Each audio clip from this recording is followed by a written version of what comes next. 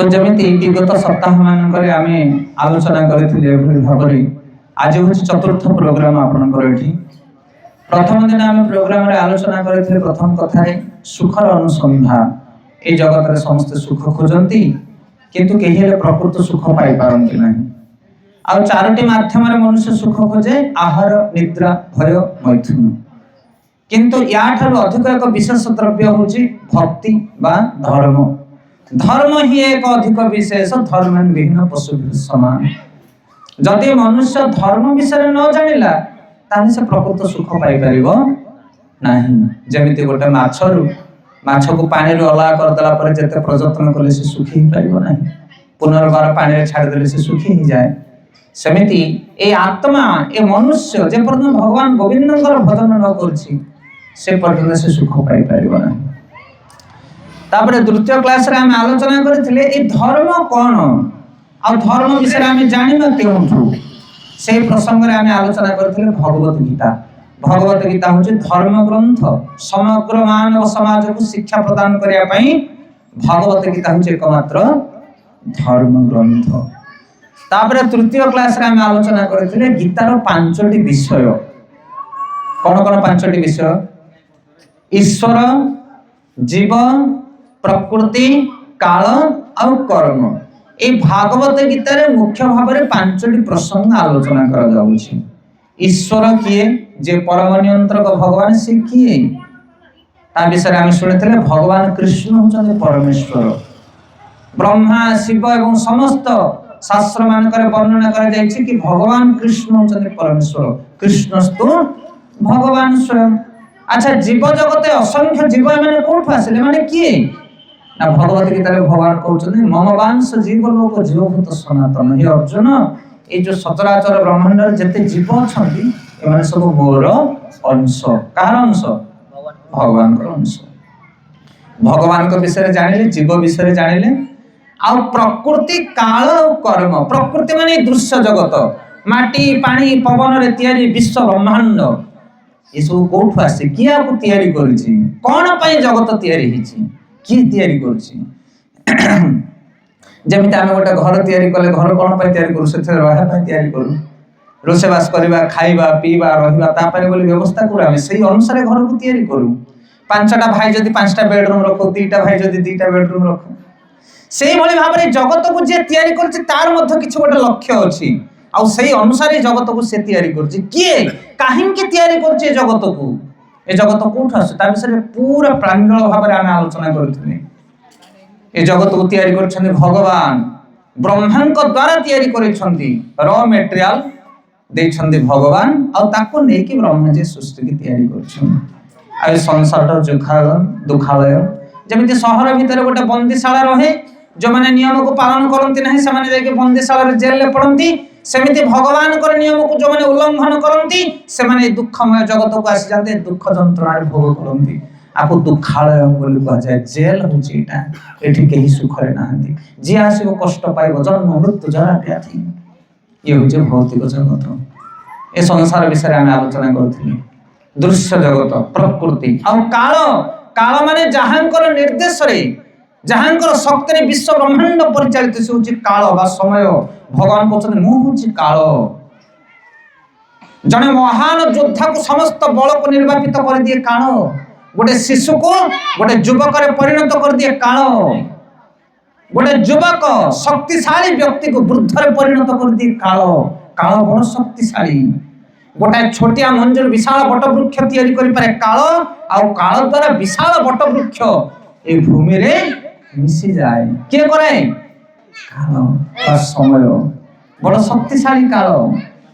काल धीरे धीरे गति करे, बहुत धीरे धीरे काल गति करे, किंतु बहुत बड़ बड़ पहाड़ मान को मत चूर्ण कर दिए। से होची काल। काल चक्र चली छे संसार भीतर। आ ए काल रु केही मुक्ति पाई परिबे नाही। सेही माने मुक्ति पाई परिबे जो माने काल को नियंत्रण करूथिबा भगवान को ऊपर आश्रित हंती। आमे उदाहरण देथिले सगड़ चक आ अख। मन पड़छ आपण मानकर? सगड़ चकटा बुलुछ कोथरे? अखरे। जदि अख ऊपर गोटे जिंस रहइबो ताहाले से चक सहित बुलिबो नाही।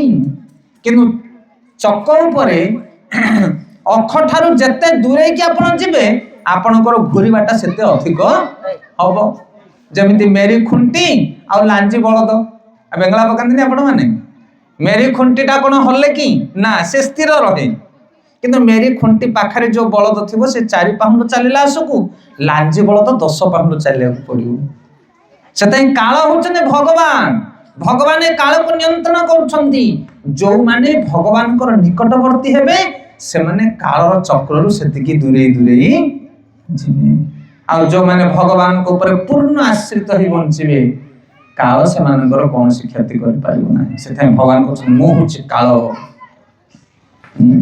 आ शेष रे होछि कोन कर्म कर्म 3 प्रकार आमे आलोचना करथिले कोन कोन कर्म विकर्म आउ अकर्म शास्त्र अनुसार जो कर्म करा जाए धर्म सिद्धांत अनुसार ताको कर्म कहा जाए शास्त्र निर्देश अनुसार कर्म जमिति पिता माता को सम्मान दबा गुरु गुरुजन मान को सम्मान दबा पर धन को परित्याग करवा आदर सम्मान भाई भाई भली बंची रहा ये हूँ धर्म जो मैंने यार विपरीत चलते विकर्म बोली कह जाए पाप कर्म शास्त्र अनुसार कर्म कले हमको पुण्य मिलिबो आ शास्त्र विपरीत कर्म कले हमको पाप मिलिबो पुण्य कले स्वर्ग को जीव पाप कले नरक को जीव आ अकर्म अकर्म माने भगवान कर प्रीति उद्देश्य रे कर्म जो माने भगवान कर प्रीति उद्देश्य रे कर्म करंती से माने ना स्वर्ग को जानते ना नरक को जानते कोडे जानती भगवत धाम को चली जानती जगत रो उद्धार कर जानती सेथाय कर्म 3 प्रकार साधु संत वैष्णव माने निज जीवन में भगवान को केंद्र बिंदु रखी कार्य करती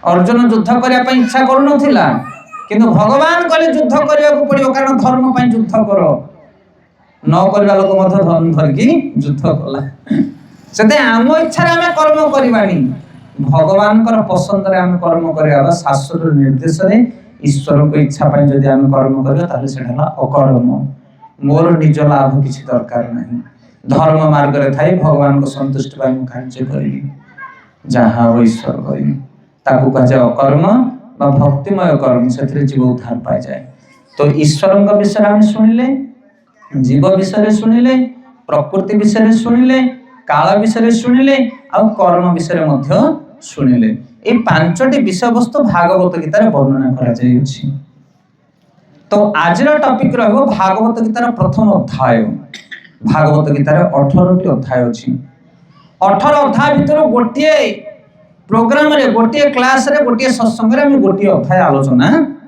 करबा एई भली भाव रे 18टी क्लास रे जेमिति पूरा भागवत गीता का हम समापन करबा आ ये जो प्रथम अध्याय ये बहुत महत्वपूर्ण अध्याय ए भागवत गीतार प्रथम अध्याय को जदि जने सठिक भाव रे न सुनिबो ताले संपूर्ण गीता से सठिक भाव रे बुझी पारिबो नाही कारण भागवत गीतार प्रथम अध्याय होछि प्रश्न अध्याय जदि जने प्रश्न ठीक भाव रे जानिनी ताले उत्तर को से बुझी पारिबो नाही कोन बुझी पारछु ना काहे सदा बहुत महत्वपूर्ण होछि ए प्रश्न बा भागवत गीतार प्रथम अध्याय को गंभीर भाव रे श्रवण करबा दरकार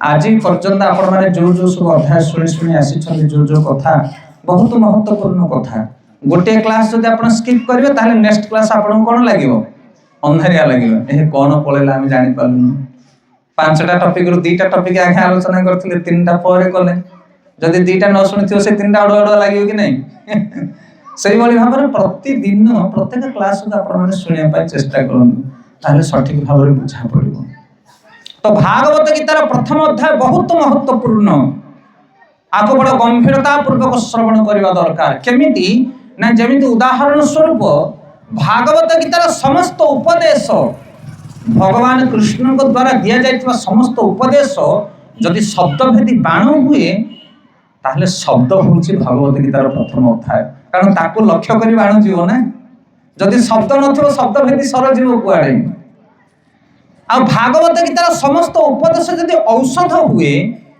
महौषधि हुए ताहले प्रथम अध्याय होछि बीमार जदि बीमार नथ मेडिसिन को काम को बुझी पाछन कहा कथा सेथे इंपोर्टेंट बहुत आ भागवत गीतार 18 अध्याय दिया जाथिबा समस्त उपदेश जदि अमृत वर्षा धारा भली हुए ताहले प्रथम अध्याय होछि कोन ना चातक पक्षी अर्जुन देमिति चाहि बसिथिले भगवान कृष्ण ତାଙ୍କର ପ୍ରତ୍ୟେକ ପଦକୁ ଗୋଟିଏ ଗୋଟିଏ ପଦକୁ ସେ ଗ୍ରହଣ କରୁଥିଲେ ହୃଦୟ ଦେଇ।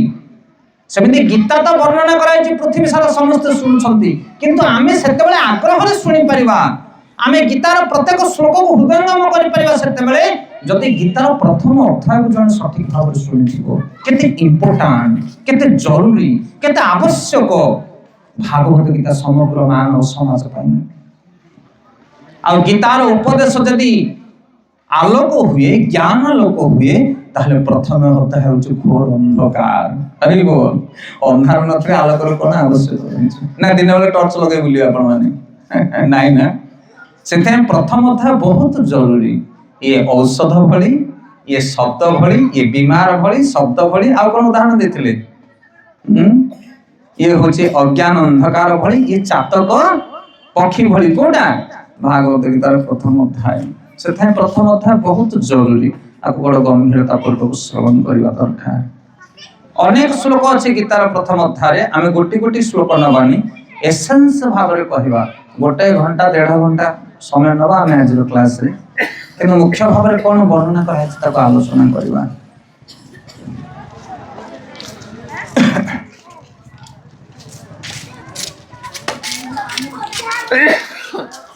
ତ ଭାଗବତ ଗୀତାର ପ୍ରଥମ ଅଧ୍ୟାୟ, ଶ୍ରୀମଦ ଭାଗବତ ଗୀତା ପ୍ରଥମ ଅଧ୍ୟାୟ ଅର୍ଜୁନ ବିଷାଦ ଯୋଗ ବା କୁରୁକ୍ଷେତ୍ର ଯୁଦ୍ଧ ଭୂମିରେ ସୈନ୍ୟ ଦର୍ଶନ। ପ୍ରଥମ ଯୋଗର ନାଁ କଣ? ଅର୍ଜୁନ ବିଷାଦ ଯୋଗ ବା ସୈନ୍ୟ ଦର୍ଶନ ଯୋଗ। ଶୋକ କ୍ରମାଙ୍କ 1। ଧୃତରାଷ୍ଟ୍ର ଉବାଚ ଧର୍ମକ୍ଷେତ୍ରେ କୁରୁକ୍ଷେତ୍ରେ ସମବେତା ଯୁଯୁତ୍ସବଃ ମାମକା ପାଣ୍ଡବାଶ୍ଚୈବ କିମ କୁର୍ବନ୍ତି ସଞ୍ଜୟ। ଧୃତରାଷ୍ଟ୍ର ପଚାରୁଛନ୍ତି ସଞ୍ଜୟକୁ। ସଞ୍ଜୟ ଉବାଚ ଧୃତରାଷ୍ଟ୍ର ଉବାଚ ଧର୍ମକ୍ଷେତ୍ରେ କୁରୁକ୍ଷେତ୍ରେ ସମବେତା ଯୁଯୁତ୍ସବ ମାମକା ପାଣ୍ଡବାଶ୍ଚୈବ କିମ ଅକୁର୍ବନ୍ତି ସଞ୍ଜୟ। ହେ ସଞ୍ଜୟ, ଧର୍ମକ୍ଷେତ୍ର ଆଉ କୁରୁକ୍ଷେତ୍ର ଭଳି ଯୁଦ୍ଧ ଭୂମିରେ ଏକତ୍ରିତ ହୋଇ ମୋର ପୁତ୍ର ମାନେ ଏବଂ ପଣ୍ଡୁଙ୍କର ପୁତ୍ର ମାନେ କଣ କଲେ? ଇଏ ହଉଛି ଭଗବତ ଗୀତାର ପ୍ରଥମ ଶ୍ଲୋକ।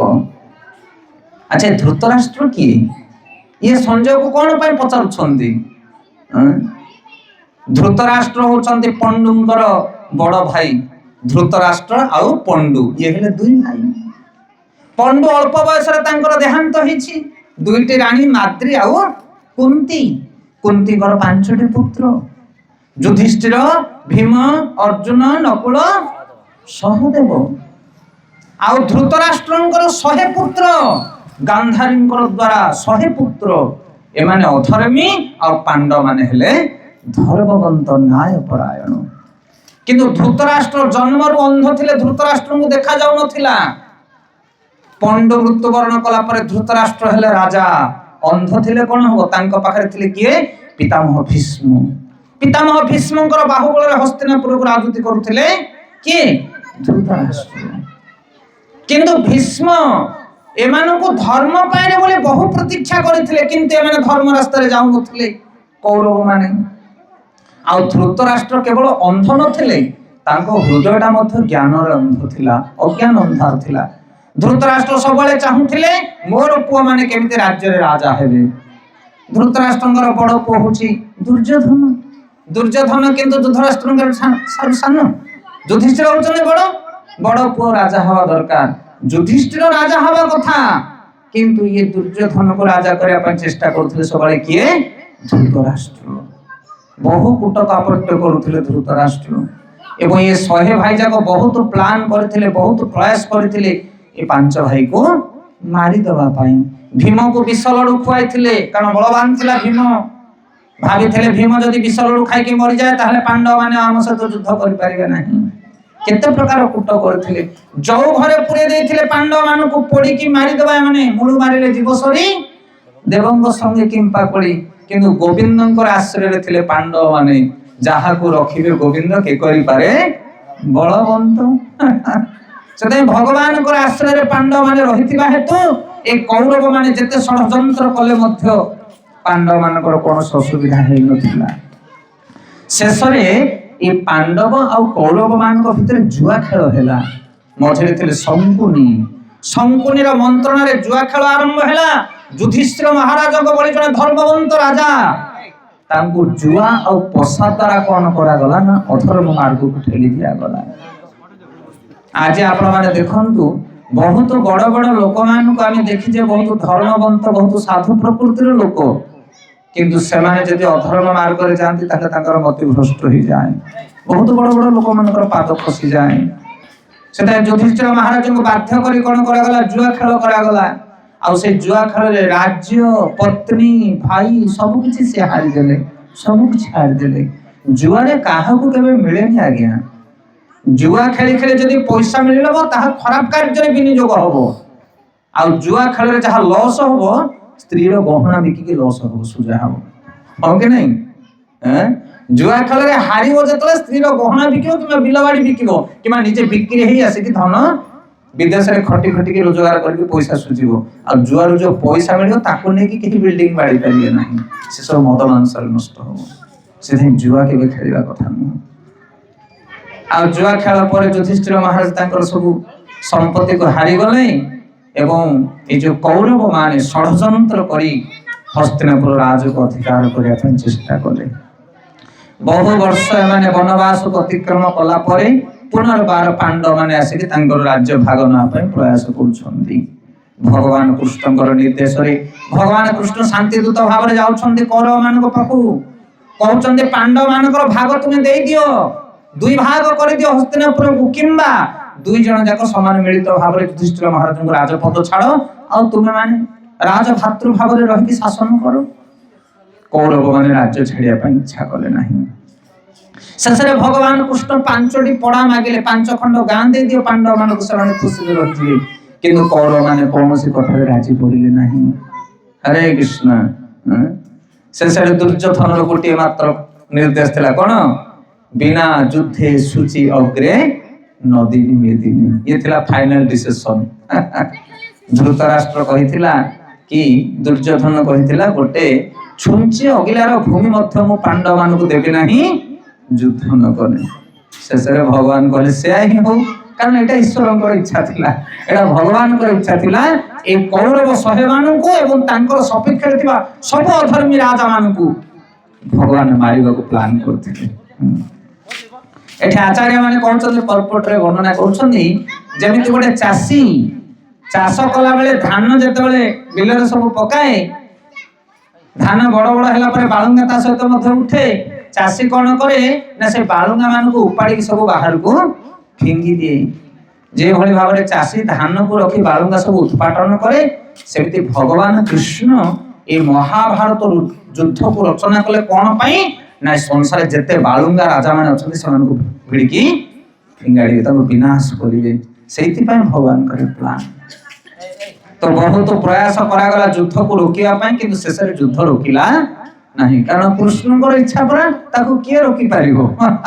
ଯେତେ ପ୍ରଯତ୍ନ କଲେ ଯୁଦ୍ଧକୁ ରୋକିବା ପାଇଁ, ପିତାମହ ଭୀଷ୍ମ କେତେ ପ୍ରୟାସ କଲେ, ବିଦୁର କେତେ ପ୍ରୟାସ କଲେ, ଧର୍ମବନ୍ତ ଭାଇ ଥିଲେ ବିଦୁର, ବହୁ ପ୍ରୟାସ କଲେ, କିନ୍ତୁ କାହାର କଥା ଏଠି କାର୍ଯ୍ୟ କଲା ନାହିଁ। ଶେଷରେ ଫାଇନାଲ ହେଲା ଯୁଦ୍ଧ ହବ। ପାଣ୍ଡବ ମାନେ ଏ ପକ୍ଷରେ 5 ଭାଇ ଆଉ ସେ ପକ୍ଷରେ ଦୁର୍ଯ୍ୟୋଧନ ଆଦି 100 ଭାଇ। ଧର୍ମକ୍ଷେତ୍ର କୁରୁକ୍ଷେତ୍ରରେ ଯୁଦ୍ଧ ଆରମ୍ଭ ହବ। ଏବେ ବି ଆପଣ ମାନେ ଯାଇପାରିବେ କୁରୁକ୍ଷେତ୍ରକୁ। ପୂର୍ବରୁ ବର୍ଣ୍ଣନା କରାଯାଇଛି କୁରୁକ୍ଷେତ୍ର ହେଉଛି ଗୋଟେ ଧର୍ମ ସ୍ଥାନ, ପବିତ୍ର ସ୍ଥାନ। ଆଉ ସେଇଠି ଯେତେବେଳେ ଯୁଦ୍ଧ ଆରମ୍ଭ ହେଲା, ସେତେବେଳେ ଏ ଯୋଉ ଅନ୍ଧ ବାପା, କିଏ ସେ? ଧୃତରାଷ୍ଟ୍ର। ସିଏ ତ ଯୁଦ୍ଧ କ୍ଷେତ୍ରକୁ ଯାଇପାରିବନି, ଯୁଦ୍ଧ କରିପାରିବନି, କିନ୍ତୁ ବସିଛି କୋଉଠି ନା ତାର ରାଜ ସିଂହାସନରେ, ରାଜ ମହଲରେ। ଆଉ ପଚାରୁଛି ସଞ୍ଜୟକୁ। ସଞ୍ଜୟ କିଏ? ସଞ୍ଜୟ ହେଉଛି ତାଙ୍କର ମନ୍ତ୍ରୀ, ସଚିବ। ସଞ୍ଜୟକୁ ପଚାରୁଛନ୍ତି, ହେ ସଞ୍ଜୟ, ତୁମେ କୁହ ମୋର ପୁତ୍ର ମାନେ ଆଉ ପଣ୍ଡୁର ପୁତ୍ର ମାନେ 2 ଜଣ ଯାକ ଯୋଉ ଏକାଠି ହେଇଛନ୍ତି କୁରୁକ୍ଷେତ୍ରରେ, ଧର୍ମ କ୍ଷେତ୍ରରେ, ମୁଁ ଜାଣିଛି ସେଟା ଧର୍ମ କ୍ଷେତ୍ର, ଆଉ ସେଠି ଧାର୍ମିକ ଲୋକମାନଙ୍କର ବିଜୟ ନିଶ୍ଚିତ ହବ। ପାଣ୍ଡବ ମାନେ ତ ଧାର୍ମିକ, ମତେ ସବୁ କଥା ଗୋଟି ଗୋଟିକି ରିପୋର୍ଟ ଦିଅ, ମୋର ପୁତ୍ର ମାନେ ବିଜୟ ହଉଛନ୍ତି ନା ନାହିଁ, ମୋର ପୁତ୍ର ମାନଙ୍କ ପାଖରେ ବଡ ବଡ ଯୋଦ୍ଧା ଭୀଷ୍ମ, ଦ୍ରୋଣ, ଶଲ୍ୟ, କର୍ଣ୍ଣ ଆଦି ଯୋଦ୍ଧା ମାନେ ଅଛନ୍ତି, ସେଇ ଭରସା ମୁଁ କରିଛି ମୋର ପୁତ୍ର ମାନେ ଯୁଦ୍ଧରେ ବିଜୟୀ ହେବେ। ସେଥିପାଇଁ ଧୃତରାଷ୍ଟ୍ର ସଞ୍ଜୟକୁ ପଚାରୁଛନ୍ତି, ମତେ ଗୋଟି ଗୋଟିକି କଥା କୁହ। ଆରେ ବୋଲ, ଏ ହଉଛି ପ୍ରଥମ ଶ୍ଲୋକ। ଆପଣ ମାନେ ଜାଣିପାରିଲେ ଯୁଦ୍ଧ କିଭଳି ଭାବରେ ଡିଜାଇନ ହେଇଯାଇ ଆସିକି ଆରମ୍ଭ ହେଲା। ଆଚ୍ଛା, ଏଇ ଶ୍ଲୋକରେ ଆଉ ଗୋଟେ ଗମ୍ଭୀର କଥା ଲୁଚି ରହିଛି। କଣ ଏଇ କଥାଟି? କହିଲେ ଧୃତରାଷ୍ଟ୍ର କହୁଛନ୍ତି ମାମକା ପାଣ୍ଡବାଶ୍ଚୈବ। ମାମକା ମାନେ ମୋର, ପାଣ୍ଡବାଶ୍ଚୈବ ମାନେ ପାଣ୍ଡବର। ମୋ ପୁଅ ମାନେ ଆଉ ପଣ୍ଡୁ ପୁଅ ମାନେ କଣ କଲେ କୁହ? ଆରେ ତୁମେ ତ ବଡ ବାପା, ସାନ ଭାଇ ମରିଗଲାଣି କେବେଠୁ, ତା ପୁଅ କିଏ ତମ ପୁଅ କିଏ? ସମ୍ବୋଧନ କରିବା କଥା। ଆମର ଯୋଉ ପୁତ୍ର ମାନେ ସେଠି ଏକାଠି ହେଇଛନ୍ତି ସେମାନେ କଣ କଲେ ମତେ କୁହ। ଆମର ନାହିଁ, କଣ ସେ କହୁଛି ମୋର ଆଉ ପଣ୍ଡୁଙ୍କର, ମାନେ ଭାଗ ହେଇଯାଉଛି ସେଇଠି କଥାଟା। ଇଏ ବହୁତ ବଡ ମୁଦ୍ଦା। ସେଥିପାଇଁ ଜୀବନରେ ଯିଏ ଆମର ତମର ବୋଲି କହିଲା ସେ ଭଗବତ ଧାମକୁ ଯାଇପାରିବ ନାହିଁ। କାରଣ ଭଗବାନଙ୍କ ପାଖରେ ଆମର ତମର କିଛି ନଥାଏ। ବସୁଧୈବ କୁଟୁମ୍ବକମ୍, ଏ ଜଗତଟା ହଉଛି ଗୋଟେ ପରିବାର। ସେଥିପାଇଁ ଏଇ ଭାବନା ଯୋଉମାନଙ୍କ ପାଖରେ ଥାଏ, ମୋର ତାର, ମୁଁ ବଡ ଭାଇ ସେ ସାନ ଭାଇ, ଆମ ଘର ତାଙ୍କ ଘର, ଏଇ ବିଚାର ରଖିଲେ ଆମେ ଧର୍ମ ମାର୍ଗରେ ଯାଇପାରିବା ନାହିଁ। ଏ ହଉଛି ନୀଚ ବିଚାର, ଏ ହଉଛି ତୁଚ୍ଛ ବିଚାର, ଏ ହଉଛି ଘୃଣ୍ୟ ବିଚାର। ବୈକୁଣ୍ଠ ଧାମରେ ବିଚାର ନାହିଁ, ଗୋଲକ ଧାମରେ ଭଗବାନଙ୍କ ଧାମରେ ବିଚାର ନାହିଁ। ଆମ ମାନଙ୍କ ପାଖରେ ଅଛି ନା ନାହିଁ? ଭରି ହେଇକି ପରା ରହିଛି। ସ୍କୁଲରେ ଆମ ପୁଅ ଫାର୍ଷ୍ଟ କ୍ଲାସ ପାଇବନି, ଆଉ କାହା ପୁଅ ଫାର୍ଷ୍ଟ କ୍ଲାସ ପାଇଲେ କଣ ଆମକୁ ଆନନ୍ଦ ଲାଗିବ? ମୋ ପୁଅଟା ଫାର୍ଷ୍ଟ କ୍ଲାସ ପାଇଲେ ଯେମିତି ଆନନ୍ଦ ଲାଗିବ। ବୁଝିପାରୁଛନ୍ତି କାହା କଥା? ଆମର ତମର କାହାର ନାହିଁ। ତମ ବିଲରେ ଧାନ ଭଲ ହେଇଥିବ, ଅଲଗା ବିଲରେ ଧାନ ଭଲ ହେଇଥିବ, ତମକୁ କଣ ଆନନ୍ଦ ଲାଗିବ? ତମ ବିଲରେ ହେଲେ ତମକୁ ଆନନ୍ଦ ଲାଗିବ ନା। ସେଥିପାଇଁ ମୋର ତୋର ଭାବନାଟା ଜଗତରେ କେହି ଛାଡି ପାରିବେ ନାହିଁ। ଆଉ ଯେ ପର୍ଯ୍ୟନ୍ତ ମୋର ତୋର ଭାବନା ନ ଯାଇଛି ସେ ପର୍ଯ୍ୟନ୍ତ କୃଷ୍ଣଙ୍କୁ ପାଇପାରିବ ନାହିଁ। ଇଏ ବଡ କଷଟି ପଥର ଆଜ୍ଞା। ଏଥିରେ ସମସ୍ତେ ପଶି ହେଇଯାଆନ୍ତି ଜଗତରେ। ଗୋଟେ ଉଦାହରଣ ଦଉଛି, ଧ୍ୟାନ ପୂର୍ବକ ଶୁଣନ୍ତୁ। ଆମେରିକାରେ ଗୋଟେ କମ୍ପାନୀ ଅଛି, ସେ କମ୍ପାନୀରେ 5,000 ଲୋକ କାମ କରୁଛନ୍ତି। କେତେ ଲୋକ? 5,000। ମାନେ ସାରା ପୃଥିବୀରୁ, ଆଫ୍ରିକା, ଏସିଆ, ସେ ନ୍ୟୁଜିଲାଣ୍ଡ, ଅଲଗା ଅଲଗା ସବୁ, ପାକିସ୍ତାନ, ସବୁ ଦେଶର ଲୋକମାନେ ଯାଇଛନ୍ତି ଆମେରିକା। ସେ କମ୍ପାନୀରେ 5,000 ଲୋକ କାମ କରୁଛନ୍ତି। କମ୍ପାନୀ ଛୁଟି ହେଇଗଲା। ହେଲେ କମ୍ପାନୀରେ ଯେତେବେଳେ କାମ କରୁଥିଲେ ସମସ୍ତେ ମିଳିମିଶି କାମ କରୁଥିଲେ, ବିଭିନ୍ନ ପ୍ରକାର ଲୋକମାନେ ଏକାଠି କାମ କରୁଥିଲେ। ହେଲେ ଯେତେବେଳେ କମ୍ପାନୀ ଛୁଟି ହେଲା, ବର୍ତ୍ତମାନ ଛୁଟି ହଉ ହଉ କମ୍ପାନୀରୁ ବାହାରୁ ବାହାରୁ ଆଗେ ଆମର ଯୋଉମାନେ ଭାରତୀୟ ମାନେ ସେମାନେ ଏକାଠି ହେଇଗଲେ। କହିଲେ ରେ इंडिया वाला सब आ जाओ, इंडिया वाला आ जाओ। आओ ସମସ୍ତଙ୍କୁ ଛାଡ, वो कैसे जाएंगे छोड़ो उसको, हम जाएंगे सब इंडिया। तो इंडिया वाला सब ଏକାଠି ହେଇଗଲେ, 50-100 ଜଣ ଯେତେ ଜଣ ବି ଥିଲେ ଆସିକି ସମସ୍ତେ ତାଙ୍କର ଏୟାରପୋର୍ଟ ଧରିଲେ। କାରଣ ଇଣ୍ଡିଆ ଯିବା ଆମେ ସମସ୍ତେ ଏକାଠି। ସେଥିରେ ବିହାରୀ, ବଙ୍ଗାଳୀ, ତେଲୁଗୁ, କାନାଡି, ଓଡ଼ିଆ ସବୁ ପ୍ରକାର ଅଛନ୍ତି। ଯେତେବେଳେ ଆସିକି ଇଣ୍ଡିଆରେ ପହଞ୍ଚିଲେ, ଇଣ୍ଡିଆର ମେନ୍ ଏରୋଡ୍ରୋମ ଫିଲ୍ଡ କୋଉଟା? ଦିଲ୍ଲୀ। ଦିଲ୍ଲୀରେ ଆସିକି ଓହ୍ଲେଇଲା ପରେ ପୁଣି ଦିଲ୍ଲୀରେ ସବୁ ଭାଗ ହେଇଗଲେ। କୋଉମାନେ? ଇଣ୍ଡିଆର ସବୁ ଲୋକମାନେ। ବଙ୍ଗାଳୀ ଅଲଗା, ବିହାରୀ ଅଲଗା, ସେ କାନାଡି ଅଲଗା, ଓଡ଼ିଶା ବାଲା ମଧ୍ୟ ଅଲଗା। ଆରେ ଓଡ଼ିଶା ବାଲା ଆସ, ଓଡ଼ିଶା ବାଲା ଆସ ଇଆଡେ, ଆମେ ଭୁବନେଶ୍ୱର ଫ୍ଲାଇଟରେ ବସିବା। କଣ ବୁଝିପାରୁଛ ନା କାହା କଥା?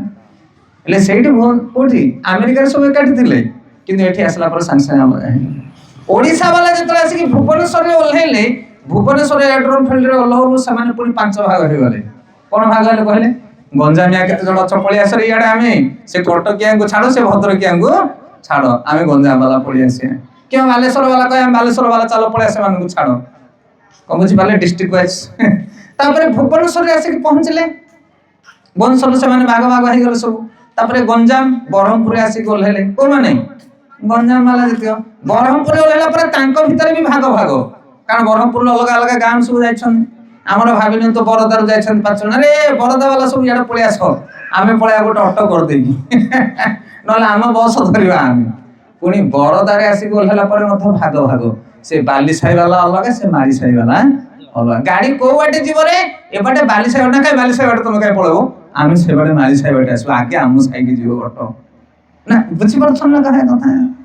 ଘରକୁ ତମେ ବ୍ୟାଗ ଧରିକି ଯାଇକି ଘରେ ପଶିଲ, ଘରେ ପଶିଲା ପରେ ତମେ ଆଟାଚ ଖୋଲିକି ଭାଗ ହବ। କଣ ବୁଝିପାରୁଛ ନା ନାଇଁ? ସ୍ତ୍ରୀ କହିବ ମୋ ଭାଗ କାହିଁ, ଭଉଣୀ କହିବ ମୋ ଭାଗ କାହିଁ, ମା କହିବ ମୋ ଭାଗ କାହିଁ, ହରିଗଲ ବାଣ୍ଟି କୁଣ୍ଟି ଦେବେ ସବୁ ଘରେ। କାହିଁ ଆମେରିକା, ଯୋଉଠି ସାରା ପୃଥିବୀର ଲୋକମାନେ ଏକାଠି ଗୋଟିଏ କମ୍ପାନୀରେ କାମ କରୁଥିଲେ, କାହିଁ ବରୋଦାର ଗାଁ ଭିତରେ ଆଟାଚ ଭାଗ ବଣ୍ଟା ହଉଛି। ମାନେ ବାଣ୍ଟିବାର ପ୍ରୋସେସଟା କେତେ ଗମ୍ଭୀର ହେଇଯାଇଛି ଦେଖ। ସତ ନା? ବୁଝିପାରୁଛ ନା କାହା କଥା? ଯୋଉଠିକି ଆପଣ ଯାଉଛନ୍ତି ଯାଆନ୍ତୁ, ତମର ଆମର, ମୋର ତାର, ଏଇ ଭାବନାଟା କୋଉଠି ଗଲାଣି? मठ जा मंदिर जा पूजारी जा कोठी के जाऊछु जा अष्टप्रहरी में हम अल्प दिन भितर से दल आसब कहले आगे आमको छाड़ आम आसु से को ताके काहे गाइले आमे गाइ थांतो ना बुझी परछ ना कथा भोजी कार्य धर्म धर्म सब जगह भेदभाव जो भेद रहा से भगवान को पाई पारे तुम से दोष आरंभ हो भागवत गीतार प्रथम अध्याय कोठा दोष आरंभ है मोर आ पंडुपुत्र मान युद्ध तो से आरंभ हम आ मोर तोर बोली कह युद्ध कौट आसला मो आड़े जमी हाथे पलि था ना भाई आड़े पलैला हाथे कौन होगा से युद्ध हम कि नाई ना देखो ना मो हाथे मो आड़े आसा दरकार तो कोर्ट केस आरंभ हम हरे कृष्ण से प्रथम श्लोक बहुत महत्वपूर्ण जीवन में युद्ध से आरंभ हुए महाभारत युद्ध केतेबेले जेतेबेले आम जीवन में आम मोर तोर बोली कहू से भावना को कहीं छाड़ी पारे आज्ञा कम से कम बयस बढ़ीगला पर तो से भावना छाड़ एज हो गलानी आउ दिन नहीं पुत्र कन्या माने घर संसार संभाले बयस बढ़ला मरण समय आसला ए मोर तोर भावना को छाड़ी दियो छाड़ी पार्छ कि ना मशाणी की गला पर्यटन से भावना जाऊनी केमिति भगवान को पाइबा द्वितीय श्लोक कहउचंदी संजय वाच संजय कहउचंदी दृष्टा तु पांडवानीकम दृढ़ं दुर्योधनस्तथा आचार्यमुपसंगम्यं राजा वचनमवृत संजय कहिले हे राजा वज्र विहरे सुसज्जित पांडव मानकर पुत्र मानकर सैन्य मान को देखिला परे राजा दुर्योधन गुरु निकट को गले एवं निम्न मते कहवा को आरंभ कले तो दुर्योधन जेतेबेले देखुची पांडव मानकर सैन्य को के देखुची दुर्योधन कारण ये बड़ भाई लीडर ये राजा हो से देखुची पांडव माने केमिति व्यूह आकार सजे के रहउचन सैन्य बळ को से सैन्य मान को देखि दुर्योधन बळ करची ना जाउची गुरु को पाखु गुरु के द्रोणाचार्य पाखे जाके ठिया कहूँ गुरुदेव देखुच पांडव मान सैन्य को रेडी तो फाइट पाई अरे बोल मंत्रणाकारी व्यक्ति किंतु ता पूर्व आम गोटे गंभीर कथा शुणा संजय कहते क्या धृतराष्ट्र अच्छा संजय कुरुक्षेत्र युद्ध कौटी हस्तिनापुर कौटी हस्तिनापुर राजउवास भितर बसी धृतराष्ट्र अंध किंतु संजय तामु सेठी कहउछन युद्ध क्षेत्र में कोन घटुछि ये केमि जानछन से कथा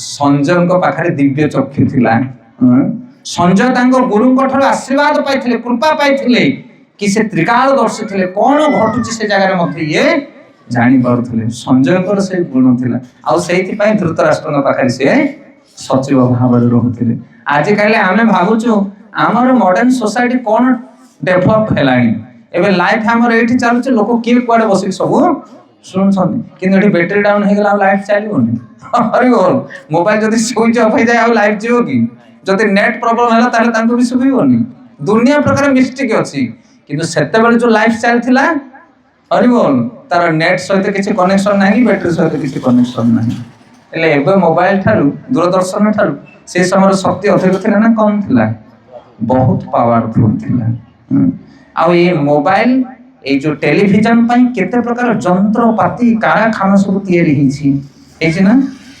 किंतु सेते बेले से सब ज्ञान पाई किछि आवश्यक नथिला गुरुंकर कृपा से माने सब किछि प्राप्त होथिले तो संजय राजधानी रे राजउवास भितर बसी धृतराष्ट्र को गोटी गोटी कथा कहउछन्नी ये कोन कले ना तमर पुत्र दुर्योधन जाई गुरुंक पाखरे उपस्थित ही पांडव मानकर सैन्य मान को देखुछन्ती हरे कृष्ण आ श्लोक वाइज जीवा ने श्लोक वाइज गला बहुत समय चले जीव तो वर्तमान टॉपिक वाइज जीवा हमें यहाँ परे द्वितीय श्लोक रु 11 श्लोक पर्यंत कौन कर ना द्रोणाचार्य पाखे दुर्योधन कूटनीति विषय आलोचना कर 11-12 श्लोक 10-11 श्लोक रे दुर्योधन कहते गुरुदेव आपणकर बहुत भूल देखो आगे शिष्य गुरु को भूल दौर माने केमिति कूट कौन भूल तांकर दुर्योधन कहते तुम्हें ए दृष्टद्युम्न को युद्ध शिखैछ दृष्टद्युम्न किए द्रौपदी भाई द्रुपदंकर गोटे कन्या आ गोटे पुत्र दी जन जाक यज्ञ बाहरी थिले माने केमिति पावरफुल लोक से माने देखो যজ্ঞ দুই জন বাহারি ଥିଲେ দ্রুপদ রাজা রাজা দ্রুপদ যজ্ঞ কলে যজ্ঞ দুই জন পুত্র আর কন্যা সৃষ্টি ହେଲେ ସେଥିପାଇଁ ଦ୍ରୌପଦୀଙ୍କୁ ଯାଜ୍ଞସେନୀ ବୋଲି କୁହାଯାଏ ଯଜ୍ଞରୁ ବାହାରିଥିଲେ ସେ ଆଉ ତାପରେ ଗୋଟେ ପୁତ୍ର ବାହାରିଲେ ତା ନାଁ ହଉଛି ଦୃଷ୍ଟଦ୍ୟୁମ୍ନ ସେ କଣ ପାଇଁ ଜନ୍ମ ହେଇଥିଲେ ନା ଏଇ ଦ୍ରୋଣାଚାର୍ଯ୍ୟଙ୍କୁ ମାରିବା ପାଇଁ ଦ୍ରୁପଦ ଆଉ ଦ୍ରୋଣାଚାର୍ଯ୍ୟଙ୍କ ଭିତରେ ଶତ୍ରୁତା ଥିଲା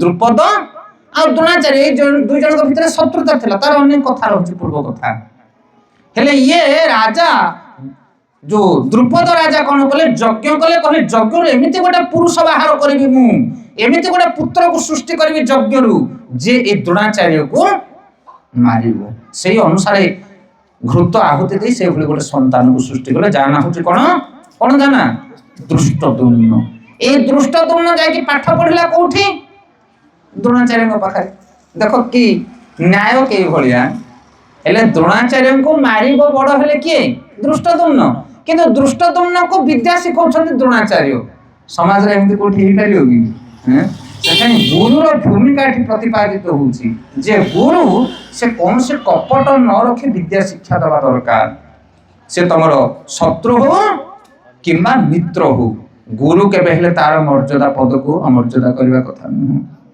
तो एठी दुर्योधन कहूची हे गुरुदेव हे द्रोणाचार्य तुम्हें विद्या शिक्षा देथिबा हेतु आज दृष्टद्युम्न कोन करछि ना सेनापति भाबरे दंडायमान अछि तम आगर विपक्ष रे आ से ही तुमको मारिबो कारण से बर पाई के आछि से यज्ञ सृष्टि अछि तम पाई सेता सावधान होई कि युद्ध करिवो जेमति युद्ध रे कोनसी प्रकार ढिला न होई तो एई भली भाबरे 21 श्लोक पर्यंत से विभिन्न प्रकार कथा कहउछन देखो सेपटे भीम अछि भीमटा बायाटा तार बुद्धि शुद्धि किछि नाही खाली बल सिना अछि बुद्धि तार नाही किंतु एपटे हमर की अछंदी भीष्म पितामह अछंदी सेनापति तांको आगरे संसार के हेले युद्धा नांदी सेथा आमे बलुआ कोन बुझि परछ के नहीं ये सब कोन करछन ना तांको केवल कुमंत्रणा दउछंदी टेकी टाकी किरे आ तमे लढ लढ लढ आमे विजय होबा आम पार्टी जितिबो कोन बोलछो हां जो होगा देखा जाएगा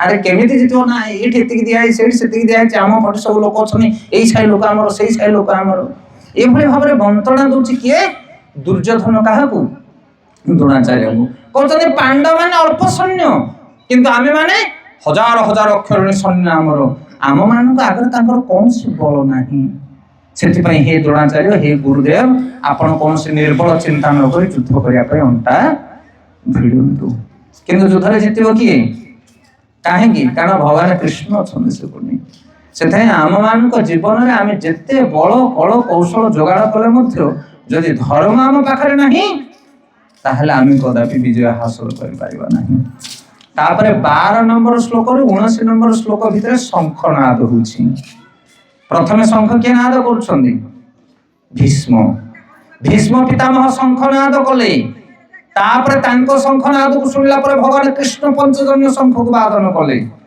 एवं अन्य समस्त निज निजर शंख को वादन करके युद्ध आरंभ करिया पे प्रस्तुति हे गला युद्ध आरंभ हो माने ता पूर्व शंख ध्वनि हो शंख होछि शुभ संकेत सेते बेले युद्ध कले मध्य लोक माने नियम को पालन करूथिले एबे यज्ञ कले मध्य नियम पालन होउनी दुखर कथा तो बुझी परछन बाहे कथा सेते बेले युद्ध हेले मध्य तार परिणाम मंगलमय होउथिला किंतु एबे यज्ञ कले मध्य तार परिणाम अमंगल होउची घरे झगड़ा गाँ रे झगड़ा कलह यज्ञ सरिला परे मारपीट ये खाइदेला से नहीं गला बुझी परछन बाहे कथा सेते शंखनाद हेला युद्ध होआ पई आजिकाली बाहागर हो व्रत घर हो से समय शंखनाद करंतु महुरी बजांतु वाद्यनाद करंतु ए सब भाव रे होबा दरकार शुभ कार्य किंतु कोन बाजुची आजिकाली एबे डीजे बंद हलानी बोधे धीरे धीरे की भयंकर डीजे आगे कहले न सरी ए सरस्वती पूजा बेबे गला भसाणी दी चारटा हम गां पाखरे बोली पुआडे जीवा गां छाड़ी के समय रे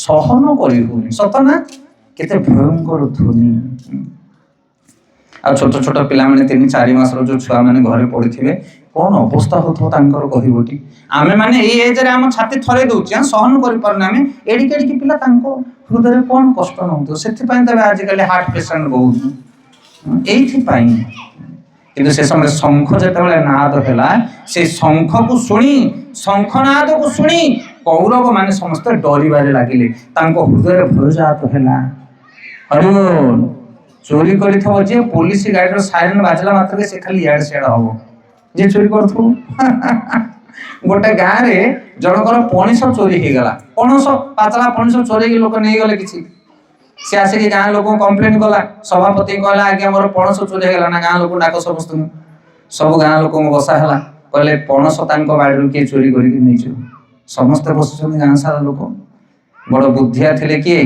प्रेसिडेंट जे सभापति कहला सांगे सांगे परा जना पड़ो चोर देखुन ता मुंडर अठा लगी कहला से जने हाथ मारला मुंडरे कहले से धर कौन बुझी पार कथा सभापति कहले जे पड़ोस चोरी कर जाइतो ता मुंडरे अठा लगी ए मुंडरे कोड अठा आसु एक कथा कहू को जे चोरी करबा पे जाइतो से मो मुंडर को लागि छि रे ठीक देखी देखला से कहले आ से लोडा से ये शंखनाद जते बेले हैला सेते भय जात हैला कहारो कौरव मान को अरे तुम डरुच कौन पाई कारण चोरी करछ से डर लागुच एबे 2 दिन तळे गला बराह द्वादशी एकादशी तापरे बराह द्वादशी तापरे नित्यानंद त्रयोदशी से बराह द्वादशी रे हम बराह देवଙ୍କ विषय कथा करूथलु आपण ये देखिए मध्य हमर चैनल ले जाई तो जते बेले पृथ्वी को तैयारी कले भगवान ब्रह्मा भगवान को निर्देश रे पृथ्वी तैयारी हे गला फ्लैट रेडी रहा पे सब system ready electric sound system सब रेडी हे गला घरे किंतु जेमिति घर तैयारी हे जे सकाळ पाला सब घर गायब माने पृथ्वी आओ नहीं अरे पृथ्वी पाट गला ब्रह्मा सकाळ पाके देखला सब पृथ्वी नहीं से कहले बड़ खासा कथा ना भगवान कहितिला हम पृथ्वी तैयारी करिया पई 14 भुवन मु तैयारी करथली 14 प्लैनेट तैयारी करथली 14 महला करथली कुआटे गला से घर के चोरी कि नेला ताकू हिरण्याक्ष के नेला हिरण्याक्ष हिरण्यकशिपुर भाई होची हिरण्याक्ष असुर प्रथम असुर सत्यजुगर असुर से कोन कला पृथ्वी की चोरी करके नै कि रसातल भितरे लुचै की रखिथिला ब्रह्मा से चिंता करछन मु कोन करि परिबी ये बिल्डिंग तो कोड़े चोरी है कि पळेला मु कोन करि ब्रह्मा कोन मु देखि भगवान को सेता ब्रह्मदेव आखि बंद करी भगवान को चिंता करछन हे प्रभु जगदीश्वर आपण ही अबलरे मते दया करिबे एही कथा चिंता करू करू ब्रह्मा को नासारंध्र गोटे आंगुली प्रमाण गोटे बराह निर्गत हेले गोटे बराह सृष्टि हैला आ देखो देखो दिग्बलय को आच्छादित कला से बराह अवतार भीषण मूर्ति स्वर्गमर्त पाताल को व्यापी गला तांकर शरीर के से बराह देव भगवान भगवान बराह रूप को धारण करथिले केशव ध्रुत बराह रूप बसती दशन शिखरे धरणी तब लग्ना शशिनी कलंक कलेब निमग्ना केशव ध्रुत बराह रूप जय जगदीश हरे शुक्ल रूप दशन माने दांत दांत अगिलारे भगवान पृथ्वी को धारण कले एते बड़ा बराह रूप होइथिले आ से बराह रूप को देखि समस्त चकित हो गले देवता माने ब्रह्मा कहले ये किए ए भली रूप त हम आगुर केबे देखि नथुलु ये भयंकर रूप ये किए ए कथा कहिला माने भगवान बराह देव कोन कले गोटे गर्जन कले सिंह गर्जन भली आ से गर्जन सुनिला परे ए देवता मानकर ब्रह्मांकर हृदय जो भय थिला सब चली गला माने से आनंद रे निमज्जित हो गले से माने जानि पारले कि ए शब्द आ आनंद होचे भगवानकर प्रतीक ये अन्य के ही नहीं ये के परमेश्वर भगवान से समस्त हाथ जोड़ी स्तुति कले आ तापरे भगवान रसातल को प्रवेश कले तांकर दांत अग्र भाग रे धरणी को धारण कले आ हिरण्याक्ष को बद्ध कले बराहदेव भगवान की जय कौन पाई मैं कथा कहली शब्द बराह देवंकर शब्द को सुनी देवता माने आनंदित हो गले आ असुर माने प्रकंपित हेले सेते जो शंख ध्वनि हैला भगवान कर दिव्य शंख ध्वनि हैला ताकू सुनी कौरव मान को हृदय थरी गला आ पांडव मान कर आनंद वृद्धि पाइला ये सिम्पटम लक्षण तो ये भली भाव शंखनाद करा गला एवं तापरे 26 रु 27 नंबर श्लोक पर्यंत शंखनाद परे परे एक विचित्र प्रकार क्लाइमेट हे जाउची सेठी शंखनाद हला परे कोन होबा दरकार युद्ध आरंभ साइरन बाजला माने युद्ध स्टार्ट किंतु एई समय अर्जुन कहउछन भगवान को कहउछन प्रभु मु टिके देखिबा पई चाहू जे मो सहित को माने युद्ध करिया पई आसी छन टिके फील्ड मझे की जिबा हरि बोल कारण अर्जुन कर सारथी होछन कृष्ण अर्जुन होछन रथी होय तमे तो क्रिकेट खेलिया जाइछ 11 जन प्लेयर तम तरफ आ से माने तांकर 11 जन आसीबे टीम ହେଲେ ତାଙ୍କୁ ଦେଖିବା ତମର କଣ ଦରକାର? ତମେ ତ ଯୁଦ୍ଧ କରିବାକୁ ଯାଇଛ, ଯୁଦ୍ଧ କରିବ ସିଧା। କଣ ବୁଝିପାରୁଛ ନା ନାଇଁ କହିବା କଥା? କିଏ କିଏ ଆସନ୍ତି ତାଙ୍କ ମୁହଁକୁ ମୁଁ ଟିକେ ଦେଖିବି, ତାଙ୍କ ବାହୁକୁ ଚିପିବି, କିଛି ଦେଖିବା ଦରକାର ନାହିଁ। ତମେ ଖେଳାଳି ଖେଳିବ ସିଧା। ହେଲେ ଏଭଳିଆ ଅର୍ଜୁନଙ୍କ ମନରେ ଦ୍ୱନ୍ଦ୍ୱ କାହିଁକି ସୃଷ୍ଟି ହେଲା? ଆଚାର୍ଯ୍ୟ ମାନେ କହୁଛନ୍ତି ଏଇଟା ମଧ୍ୟ କୃଷ୍ଣଙ୍କର ହିଁ ଇଚ୍ଛା। କାରଣ ଯୁଦ୍ଧ କରିବା ଲୋକ ସେ ଭାବୁଛନ୍ତି କିଏ ଯୁଦ୍ଧ କରିବା ପାଇଁ ଆସୁଛନ୍ତି, ମୁଁ ସେମାନଙ୍କୁ ଟିକେ ଦେଖିବି। କାରଣ ଦେଖିଲେ ତ କାନ୍ଦିବେ, କାନ୍ଦିଲେ ତ ଗୀତା କୁହାହବ, ଆଉ ଗୀତା ତ ଜଗତକୁ ଆସିବ ନା। ସେଥିପାଇଁ ଡିଜାଇନ ଆଗରୁ ଭଗବାନ କରିଛନ୍ତି। ସେଥିପାଇଁ ଆମେ ହଜାରେ ଚିନ୍ତା କରିବା କିଛି ହବନି, ଭଗବାନ ଯାହା ଚିନ୍ତା କରିଥିବେ ବୁଲି ବୁଲିକି ସେଇଟା ଏକା ହବ। ମନୁଷ୍ୟର କୋଟି ବାଞ୍ଛା କବି ପୂର୍ଣ୍ଣ ନହେ, ଈଶ୍ୱରର କି ବାଞ୍ଛା ସେଇ ପୂର୍ଣ୍ଣ ହୋଇ। ଆମେ କେତେ ପ୍ଲାନ କରୁଛେ, ଏହା କରିବା ସେୟା କରିବା ସେୟା କରିବା, କିନ୍ତୁ ହଉଛି କି ନା? ଯାହା ଡିଜାଇନ ହେଇଥିବ ସେୟା ହିଁ ହବ। ସେଥିପାଇଁ ଅର୍ଜୁନ କହୁଛନ୍ତି ଭଗବାନ କୃଷ୍ଣଙ୍କୁ, କହୁଛନ୍ତି ହେ କୃଷ୍ଣ, ସେନା और उभय मध्य रथ स्थापन अच्युत। हे अच्युत, हे भगवान, मोर रथ को दुई सेना मध्य नहीं रख, मुझे देखा चाहूँ किए किए आसीछन। हेले अच्युत बोले तांको ना कोन पे संबोधन करा गला? कारण अच्युत अर्थ जे च्युत होंते नहीं। च्युत माने जेमते आमे 5 वर्ष पय हेले सभापति किमा सरपंच, किंतु 5 वर्ष पर हमर गादी होय तो चली जाय पारे, आ कि जन सरपंच हे पारन। मु थिल्ली सरपंच पूर्वतन, किंतु एबे नाही। किंतु भगवान कृष्ण केबे भगवान थिले, एबे नाहंती, सेमिति न। से सब बेले भगवान, तांकर गादी से केबे च्युत हंती नाही। से जतले 5 वर्षर बालक हेकि जशोदांग कोଳରେ बसिथिले सेतेबेले भी भगवान, आ जतबेले कुरुक्षेत्र युद्ध भूमि रे रथ को चालन करछुंती सेतेबेले भी भगवान। तांकर शक्ति, सामर्थ्य, गुण, योग्यता, बल, पौरुष सब किछि सब समय रे थाई। 7 मासर बालक हेकि पड़िछन्ते भगवान झुलारे, पुतना असुरुणी आसिला दुग्धपान करिया पई। भगवान कोन कले? दुग्ध संगे क्षीर संगे प्राण शोषिले नाश गला पुतना। सेते भगवान को अच्युत बोली एथिपय संबोधन करा जाउछि कि भगवान जदिओ अर्जुनकर सारथी भाव रे काम करूछन्ती, अर्जुन निर्देश दउछे मो रथ को टाणी नियो आज ए ड्राइवर, जेमिति ड्राइवर को कहंती मालिक माने, सेमिति से निर्देश दउछन्ती अर्जुन। किंतु तथापि भगवान कर भगवत्ता केबे विनाश हुए ना। आ भगवान भारी चालाक, से जानि छन्ती को जागा रे नै कि अर्जुन को ठिया करेले बाणटा ठीक काम करियो। शब्द भेदी बाण मारा हिछि कि से नै कि कोठी ठिया करेले, जोठी पितामह भीष्म आ गुरु द्रोणाचार्य अछन्ती, ठीक ताको सामने रे नै कि रथ को ठिया कर देले। ए दृश्य को देखि अन्य माने सब भाबुछन्ती अरे ए तो युद्ध करिया लोक, अर्जुन कोन बछि कि पुली आसलानी, कोन हिछि घटना माने किछ भाल करना। आ जते बेले सामने रे पितामह भीष्म को गुरु द्रोणाचार्य को देखुछन अर्जुन, सेतले तांका आखिर लुह निकली जाछ। हरि बोल। अर्जुन आ युद्ध करबा को इच्छा करूना हथि, कहउछन द्रोणाचार्य को मु युद्ध करबी। द्रोणाचार्य को साथ जे मो हाथ रे धनु धरिबा सिखै छन्ती, जे मोर गुरु, ए जगत रे गुरु को थारु बड़ संबंधी किए नाहंती। जगत रे ना पिता ना माता ना भातृ ना पत्नी, ए जगत रे सबठु बड़ संबंध होचे गुरु को सहित संबंध। गुरु शिष्य भितर जो संपर्क थाए, से संपर्क जगत रे कोठी मिले ना। कारण जगत रे जेते हम संपर्क देखुचे सब भौतिक संपर्क, किछि दिन पर सब नष्ट हे जीवो। आज जे तमरो बापा से आर जन्म रे तम बापा होबे के नहीं ग्यारंटी नहीं। आज तमरो जे भाई आर जन्म रे से भाई होबे के नहीं ग्यारंटी नहीं। आज ए जन्म रे जे तमरो पत्नी से आर जन्म रे पत्नी होबे के नहीं ग्यारंटी नहीं। किंतु ए जन्म रे जे तमरो गुरु से बहु जन्म पर्यंत गुरु हेबे। जन्मे जन्मे गुरु सेही। गुरु को ड्यूटी कोन जानछो ना, ठीक ध्यान पूर्वक सुनो।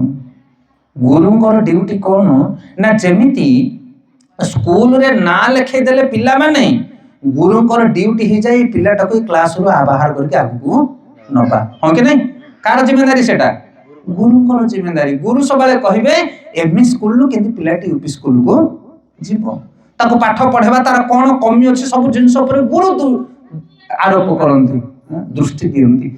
सेमिति जेते बेले गोटे जीव गुरु को आश्रय रे जाए, गुरु सेते बेले ताको भौतिक जगत रू आध्यात्मिक जगत को प्रेरण करंती।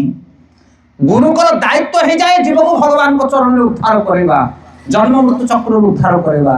से जीव जदि भगवत धाम को न जाए आउ गोटे जन्म निए, ताहले गुरु मध्य आउ थरे जन्म नियंती, आ ताको उद्धार करिया पई जाती। से कह जाए जन्मे जन्मे गुरु सेई।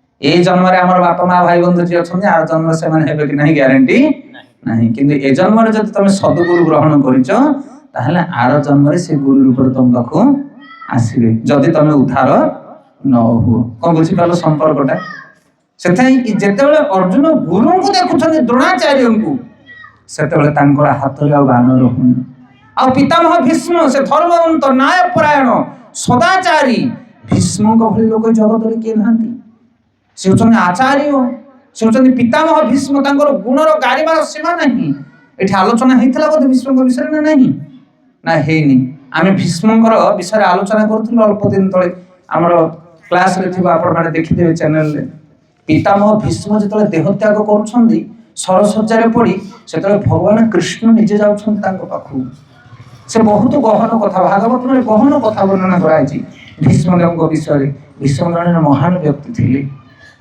आउ सेही भली व्यक्ति को जतले अर्जुन देखुछन्ती पितामह भीष्म द्रोणाचार्य एमान को देखिला पर से युद्ध करिवार इच्छा तांकर रहुनी एवं कौरव मान को देखुछन समस्त निज वंशर भाई माने मामू माने भाई माने बापा माने अनेक अनेक सब वंशज लोक माने निजर आसन कौरव पांडव जदि हेले दुई भाई ददा पुओ बड़ा आपा पुओ आ ताले बड़ा आपा हर जो माने आसीथिए से माने कोन हिथिए तांगर सब बंधु संपर्क लोक और सेमान को देखला पर अर्जुन युद्ध करिया पई इच्छा करूना हरे कृष्ण ये होची गोटे साधुर गुण साधु सबले दयार्थ हवा दरकार झगड़ा भाई भाई भीतर जदि हुए ताहले जणे तो धर्मवंत हिथियो के जे से झगड़ा करिया इच्छा करिवो नाही आ सेई मानको पाखरे भगवान सबले रहंती जा पाखरे जति कि सहनशीलता जते दया गुण जते क्षमा गुण जते विनम्र गुण भगवान ताकू ही सबले सुरक्षा दियंती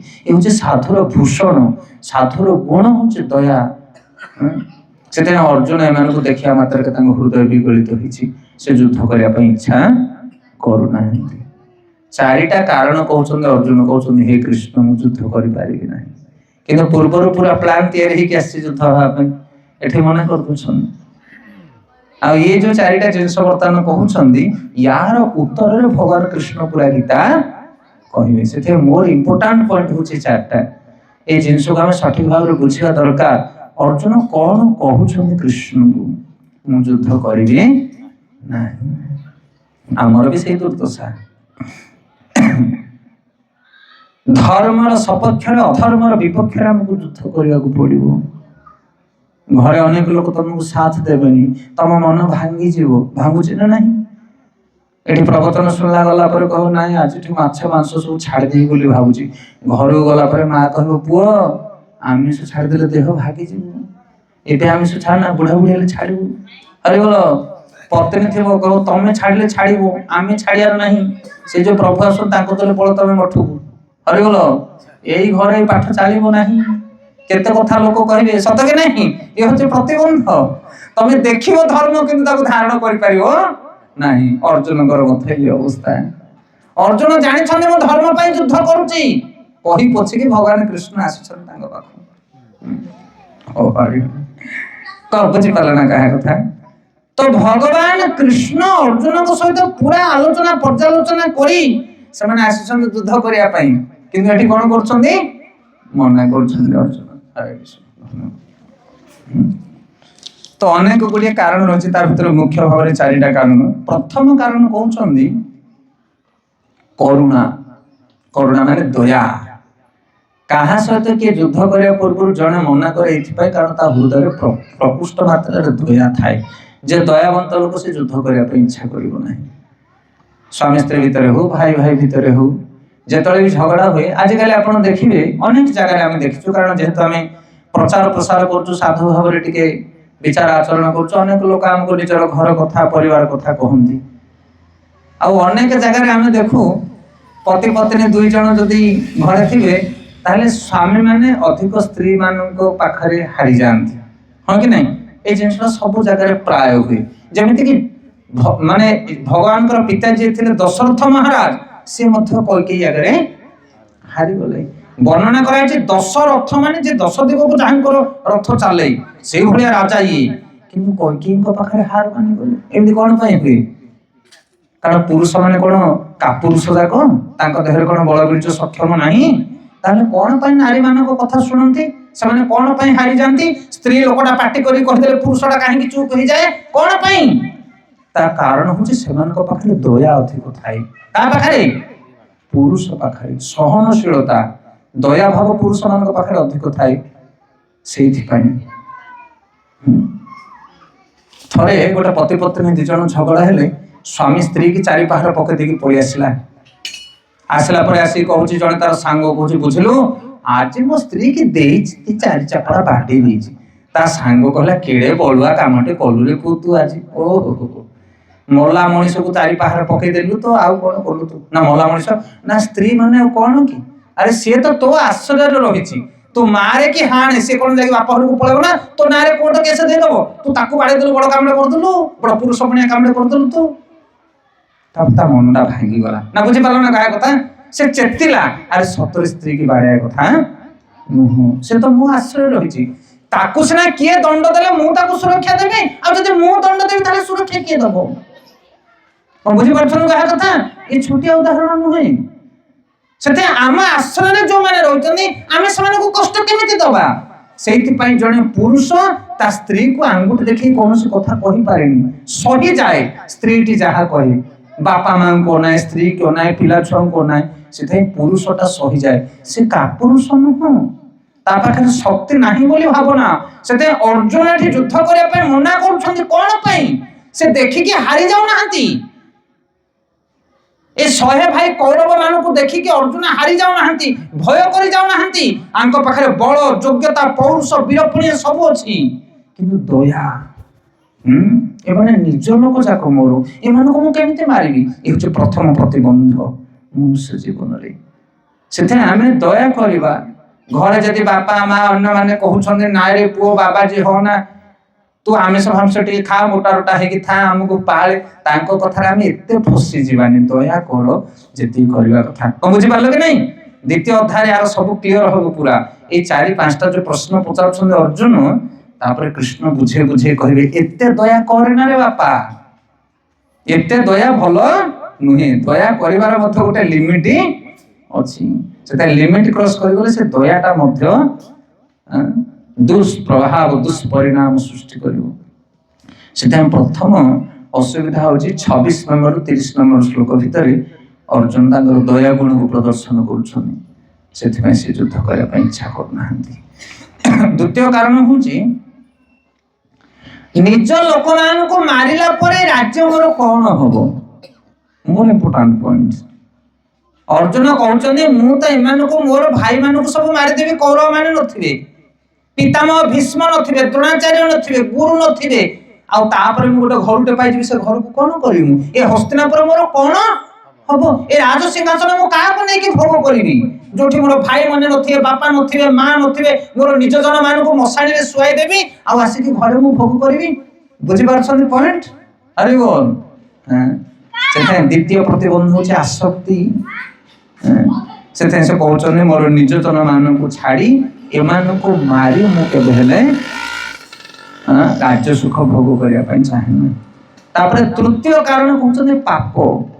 ମୋର ନିଜ ଲୋକମାନଙ୍କୁ ମୁଁ ମାରିକି ପାପ ଅର୍ଜନ କରିବି। ଗୁରୁଙ୍କୁ ମାରିବାକୁ ଶାସ୍ତ୍ରରେ ଲେଖା ହେଇଛି ନା, ପିତାମହଙ୍କୁ ମାରିବାକୁ ଶାସ୍ତ୍ରରେ ଅଛି। ନିଜର ଭାଇ ମାନଙ୍କୁ ବଧ କରିବା। ହେ କୃଷ୍ଣ ତମେ ପୁରା ଧର୍ମବନ୍ତ, ତମେ ଏ କି ଶିକ୍ଷା ଦଉଛ ମତେ? ମୁଁ ଏମାନଙ୍କୁ କଦାପି ମାରିପାରିବି ନାହିଁ, ବରଂ ରାଜ୍ୟ ଛାଡି ଜଙ୍ଗଲକୁ ଚାଲିଯିବି, ଭିକ୍ଷାବୃତ୍ତି କରିକି ରହିବି। ଏ କଥା କହୁଛନ୍ତି ଗୀତାରେ, ଆମେ ପଢିବା, ଡିଟେଲ ପଢିବା, ବୁଝିବା। ଭଗବାନ କୃଷ୍ଣ ଖାଲି ଶୁଣିକି ଦେଖୁଛନ୍ତି, ଅର୍ଜୁନକୁ ଦେଖୁଛନ୍ତି, କଣ ପ୍ରଶ୍ନ ପଚାରୁଛନ୍ତି ପଚାରି ଯା। ଗୋଟିଏ କଥା କହୁଛନ୍ତି ମତେ ଯୁଦ୍ଧ ଦରକାର ନାହିଁ, ନିଜ ଲୋକମାନଙ୍କୁ ମାରିକି କଣ କି ଲାଭ ମିଳିବ ମତେ? ସେଇଥିପାଇଁ ତ ଏ ଅବସ୍ଥା ଆମର ଦୁର୍ଦ୍ଦଶା।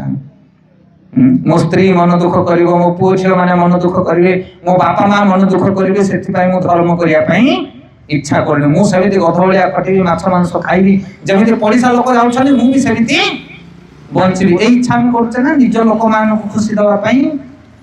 ମୋର ନିଜ ଲୋକମାନେ ଖୁସି ହୁଅନ୍ତୁ, ମୋ ସ୍ତ୍ରୀ ଯାହା ଚାହୁଁଛି ତାହା କରିବି, ବାପା ମା ଯାହା ଚାହୁଁଛନ୍ତି ତାହା କରିବି, ପୁତ୍ର କନ୍ୟା ମାନଙ୍କୁ ଭଲ ସ୍କୁଲରେ ପାଠ ପଢେଇବି, ବରଂ ମୁଁ ଯାଇକି ଦୁବାଇରେ ଖଟିବି, ମୋ ଧର୍ମାଚରଣ କରିବି। ମତେ ପଇସା ଦରକାର ମୋ ନିଜ ଲୋକମାନଙ୍କୁ ଖୁସି କରିବା ପାଇଁ। ଅର୍ଜୁନଙ୍କର ମଧ୍ୟ ଭାବନା ସେୟା ଥିଲା। ମୁଁ ମୋର ନିଜ ଲୋକମାନଙ୍କୁ ମାରିବା ପାଇଁ ମୁଁ ଚାହୁଁନି, ମୁଁ ଯୁଦ୍ଧ ପରିତ୍ୟାଗ କରି ମୁଁ ଜଙ୍ଗଲକୁ ଚାଲିଯିବି। ତାପରେ ଶେଷ କାରଣ, ବହୁ ଇମ୍ପୋର୍ଟାଣ୍ଟ କାରଣ, ଆଉ ପାପର ଭୟ। କାରଣ ନିଜ ଲୋକମାନଙ୍କୁ ମାରିବା ଦ୍ୱାରା ପାପ ହବ, ପାପ କରିବା ପାଇଁ ଅର୍ଜୁନ ଚାହୁଁନଥିଲେ। ଗୋଟିଏ ଗୋଟିଏ ଡିବେଟ୍, ଗୋଟିଏ ଗୋଟିଏ ପ୍ରତିବନ୍ଧ କହୁଛନ୍ତି ସିଏ, ଆଉ କୋଉ କଥାଟା କହିଲେ ତମେ ତିରସ୍କାର କରିପାରିବ ନାହିଁ। ଅର୍ଜୁନ ଏତେ ସୁନ୍ଦର କଥା କହୁଛନ୍ତି ପ୍ରଥମ ଅଧ୍ୟାୟରେ, ମୁଁ ଯୁଦ୍ଧ କରିବି ନାହିଁ। ପ୍ରଥମ ହେଲା ଦୟା, ଦ୍ୱିତୀୟ ହେଲା ନିଜ ଲୋକମାନଙ୍କର ମୃତ୍ୟୁ, ତୃତୀୟ ହେଲା ପାପର ଭୟ, ଆଉ ଚତୁର୍ଥ ହଉଛି କୁଳନାଶ। ଯଦି ଆମେ ସବୁ ପୁରୁଷ ଲୋକମାନଙ୍କୁ ମାରିଦେବା ଆମ ବଂଶର, ତାହେଲେ ନାରୀମାନେ ଦୁଶ୍ଚରିତ୍ରା ହେଇଯିବେ। ଆଉ ନାରୀମାନଙ୍କର ଔରସରୁ ଯୋଉ ଜାରଜ ସନ୍ତାନ ମାନେ ଜନ୍ମ ହେବେ, ସେମାନେ ଆଉ ପିଣ୍ଡ ପାଣି ଦେବେନି ପୁରୁଷମାନଙ୍କୁ। ସେଥିପାଇଁ ପିତୃପୁରୁଷ ମାନେ ସବୁ ନରକକୁ ଗମନ କରିବେ। ଇଏ ମଧ୍ୟ ବହୁତ ବଡ଼ ଜିନିଷ ଗୋଟେ। ଆ ବିଷୟରେ ଅର୍ଜୁନ କହୁଛନ୍ତି ସେଥିପାଇଁ ଏ ବଂଶର ପୁରୁଷମାନଙ୍କୁ ଆମେ ମାରିବା କଥା ନୁହେଁ। ଏମାନଙ୍କୁ ମାରିଲେ ନାରୀମାନେ ଅସୁରକ୍ଷିତ ହେଇଯିବେ। ସେଥିପାଇଁ ହେ କୃଷ୍ଣ, ମୋତେ କ୍ଷମା କରିଦିଅ, ମୁଁ ଏଇ ଯୁଦ୍ଧ କରିବା ପାଇଁ ଇଚ୍ଛା କରୁନି। ହରେ କୃଷ୍ଣ। ଗାଣ୍ଡୀବ ଧନୁକୁ ତଳେ ଥୋଇଦେଲେ, ଆଉ ଭୂମିରେ ମୁଣ୍ଡ ପୋତିକି ଯୁଦ୍ଧକ୍ଷେତ୍ର ମଧ୍ୟରେ ବସି ପଡ଼ିଲେ। ଦି ସେନା ଅଛନ୍ତି, ଦି ପଟି, ମଝିରେ ରଥକୁ ଠିଆ କରାଇଛନ୍ତି ଭଗବାନ କୃଷ୍ଣ। ଆଳାପ ଆଲୋଚନା ଚାଲିଛି କିଛି ସମୟ। ଦୁଇ ପଟରୁ ସେନାମାନେ ଦେଖୁଛନ୍ତି ଏ କୃଷ୍ଣ ଅର୍ଜୁନ ଯୁଦ୍ଧ କରୁଛନ୍ତି ନା ସେ ମଝିରେ ଠିଆ ହେଇକି କଣ ଆଲୋଚନା କରୁଛନ୍ତି। ହରି ବୋଲ। ଟ୍ରାଫିକ ମଝିରେ ଠିଆ ହେଇକି ଦି ଜଣ ଯଦି ଗପସପ ମାରିବେ ବୋଲି ଲୋକ କଣ କହିବେ, କହିବେ କଣ ଟ୍ରାଫିକ ମଝିରେ ଠିଆ ହେଇଛନ୍ତି ମାନେ। ସେଭଳିଆ ଅବସ୍ଥା ସେଠି। ସାଇରେନ ବାଜିଗଲାଣି, ଯୁଦ୍ଧ ଆରମ୍ଭ ହବ। କେତେ ସମୟ ଠିଆ ହେଲେ ସେମାନେ? 45 ମିନିଟ। କେତେ ମିନିଟ? 45 ମିନିଟରେ ଗୀତାର 700 ଶ୍ଲୋକ ଭଗବାନ କୃଷ୍ଣ ଅର୍ଜୁନ କହିଲେ। ଆଉ ତିଥି ଥିଲା ଏକାଦଶୀ, ବାର ଥିଲା ଗୁରୁବାର। ଗୁରୁବାର ଏକାଦଶୀ ତିଥି 45 ମିନିଟ ମହାଭାରତ ଯୁଦ୍ଧର ଠିକ ମଧ୍ୟବର୍ତ୍ତୀ ସ୍ଥାନରେ ରଥ ଉପରେ ଭଗବାନ କୃଷ୍ଣ ଅର୍ଜୁନଙ୍କ ଭିତରେ ସମ୍ବାଦ ଚାଲିଛି, ଜାନା ହଉଛି ଗୀତା ଜ୍ଞାନ। ତ ଏଠି ବର୍ତ୍ତମାନ କଣ କରୁଛନ୍ତି, ଗାଣ୍ଡୀବ ଧନୁକୁ ଥୋଇ ଦେଇଛନ୍ତି ଅର୍ଜୁନ ତଳେ, ଆଉ ଆଖିରୁ ଲୋତକ ବର୍ଷଣ କରୁଛନ୍ତି, ଲୁହ ନିଗାଡୁଛନ୍ତି। ହରେ କୃଷ୍ଣ। ଆମର ବି ସେଇ ଅବସ୍ଥା, ଆମେ ବି ସେଇ ଅବସ୍ଥା। କିଏ କାନ୍ଦୁନି କହିଲ ଦେଖି? ସମସ୍ତେ କାନ୍ଦୁଛେ। ଇଏ ପ୍ରଥମ ଅଧ୍ୟାୟର କଥା ଏତିକି। ତାପରେ ଦ୍ୱିତୀୟ ଅଧ୍ୟାୟରେ ଆରମ୍ଭ ହବ କୃଷ୍ଣଙ୍କର ଉପଦେଶ। କୃଷ୍ଣ ତାପରେ କଣ କହିବେ ଆର ଅଧ୍ୟାୟକୁ ଆମେ ଶୁଣିବା, ନେକ୍ସଟ କ୍ଲାସ ନବା। କିନ୍ତୁ ଇଏ ଯୋଉ ସାରାଂଶ ଆମେ ଶୁଣିଲେ, ଏଇ ଯୋଉ ଭାଗବତ ଗୀତାର ପ୍ରଥମ ଅଧ୍ୟାୟ, ପ୍ରଥମେ ଧୃତରାଷ୍ଟ୍ର କଥା ଶୁଣିଲେ। ଧୃତରାଷ୍ଟ୍ର ଖାଲି ଅନ୍ଧ ନଥିଲା, ଜ୍ଞାନାନ୍ଧ ମଧ୍ୟ ଥିଲା। ନିଜ ପୁଅକୁ ରାଜସିଂହାସନରେ ବସାଇବା ପାଇଁ ବହୁ କୂଟ କାପଟ୍ୟ କରି ଯୁଦ୍ଧକୁ ପ୍ରାରମ୍ଭ କଲା। ଯୁଦ୍ଧ ଆରମ୍ଭ ହଉ ସଞ୍ଜୟ ଉପଦେଶ ଦଉଛି, କାରଣ ସଞ୍ଜୟ ହଉଛି ଦିବ୍ୟ ଦୃଷ୍ଟି ପ୍ରାପ୍ତ ହେଇଥିଲା ସଞ୍ଜୟ ଗୁରୁଙ୍କ କୃପାରୁ, ସେଥିପାଇଁ ସେ ଜ୍ଞାନ ପ୍ରଦାନ କରୁଛନ୍ତି। ଆଉ ତାପରେ ଆରମ୍ଭ ହଉଛି ଶଙ୍ଖନାଦ, କୁମନ୍ତ୍ରଣା, ହୃଦୟ ବିଦୀର୍ଣ୍ଣ ହଉଛି କୌରବ ମାନଙ୍କର, ଏବଂ ଶେଷରେ କଣ ହଉଛି ନା ଭଗବାନ କୃଷ୍ଣ ଅର୍ଜୁନଙ୍କର ରଥକୁ ଦୁଇ ସେନା ମଧ୍ୟରେ ଦଣ୍ଡାୟମାନ କରୁଛନ୍ତି, ଆଉ ଅର୍ଜୁନ ନିଜ ଲୋକମାନଙ୍କୁ ଦେଖିକି ଧନୁଷର ତଳେ ରଖିକି କାନ୍ଦୁଛନ୍ତି। ଇଏ ହେଲା ଭାଗବତ ଗୀତାର ପ୍ରଥମ ଅଧ୍ୟାୟର ମୁଖ୍ୟ ସାରାଂଶ। ନା ହଉଛି କଣ? ଅର୍ଜୁନ ବିଷାଦ ଯୋଗ। ଲାଷ୍ଟ ସାରାଂଶ କହିକି କଥାକୁ ବିରାମ କରିବା ଆମେ। ତ ଏ ଅଧ୍ୟାୟରୁ ଆମେ ଗୋଟିଏ କଥା ଶିଖିଲେ, ପ୍ରଥମେ ଭାଗବତ ଗୀତାକୁ ସେଇମାନେ ପାଠ କରିବେ ଯୋଉମାନଙ୍କ ଜୀବନରେ ଦୁଃଖ ଅଛି। କାରଣ ପ୍ରଥମ ଅଧ୍ୟାୟର ନାଁ କଣ? ଅର୍ଜୁନ ବିଷାଦ ଯୋଗ। ବିଷାଦ ଅଛି ନା ନାଇଁ? ଭରି ହେଇକି ଅଛି। ସେଥିପାଇଁ ପ୍ରଥମ କ୍ଲାସରେ ଆମେ କଣ କହିଥିଲେ, ସୁଖ କି ଖୋଜ, ଆନନ୍ଦର ଅନୁସନ୍ଧାନ। ସମସ୍ତଙ୍କୁ ଆନନ୍ଦ ଦରକାର ଏଇ ଜଗତରେ। ଯିଏ ଯାହା କରୁଛନ୍ତି ଜଗତରେ ସମସ୍ତେ ଗୋଟିଏ କାମ ପାଇଁ, କଣ ସେଟା? ଆନନ୍ଦ, ସୁଖ ପାଇବା ପାଇଁ। ସମସ୍ତେ ସୁଖ ପାଇବା ପାଇଁ ଚେଷ୍ଟା କରୁଛନ୍ତି, କିନ୍ତୁ କାହା ପାଖରେ ସୁଖ ନାହିଁ। ଅର୍ଜୁନ ଏକାଙ୍ଗ ଚକ୍ରବର୍ତ୍ତୀ ରାଜପୁତ୍ର ଥିଲେ, ହଁ କି ନାହିଁ? ଅର୍ଜୁନଙ୍କ ଭଳିଆ କ୍ୟାରେକ୍ଟର ଏ ଜଗତରେ କେହି ନଥିଲେ ସେଇ ସମୟରେ।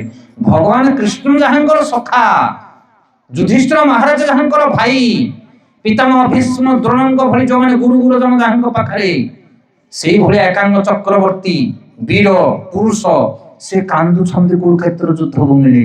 ଆଉ ତମେ ତାଙ୍କ ଠାରୁ କଣ ଯୋଗ୍ୟତା ଅଛି? ତମେ କହୁଛ ମୁଁ କାନ୍ଦିବିନି, ହରିବୋଲ।